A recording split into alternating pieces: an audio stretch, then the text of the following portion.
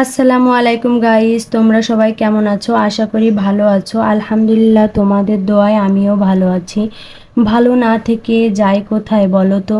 নিজেদের জীবনকে ভালো রেখে সংসারের সকল কাজকর্ম করে তাও তো নাম পায় না।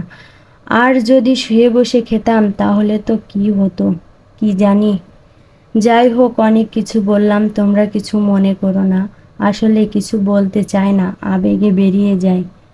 আজকে রান্না করছি ওল দিয়ে ছোট চিংড়ি ও ট্যাংরা মাছ একসাথে মিশিয়ে। আগেও তোমাদের দেখিয়েছি ওল দিয়ে গোস্ত রান্না করা, বাগদা চিংড়ি দিয়ে ওল রান্না।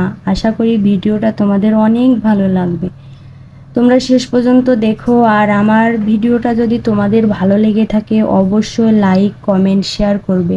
আমরা যারা নতুন পেজ খুলেছি এবং নতুন কাজ করছি, যারা বড়, তোমরা আমাদের অবশ্যই সাপোর্ট করবে। তোমাদের সাপোর্ট না হলে আমরা কিছুতেই উপরে উঠতে পারবো না। তোমরা যদি আমাদের হেল্প করো তো অবশ্যই পারবো। আসলে আমরাই কিন্তু তোমাদের চ্যানেলটাকে বড় করেছি, ভুলে যেও না। আমাদেরও একটু খেয়াল রেখো, আমরাও যাতে বড় হতে পারি, জীবনে কিছু করতে পারি। অবশ্যই খেয়াল রেখো।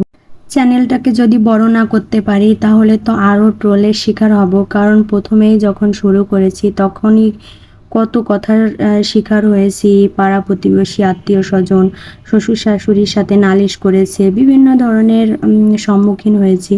তবুও সব কথা মুখ বুজে সহ্য করে স্বামী পাশে ছিল বলে এখনও আমি চালিয়ে যাচ্ছি। ইনশাল্লাহ শেষ অবধি চালাতে পারবো। আশা করি আমিও চ্যানেলটা বড় করতে পারবো।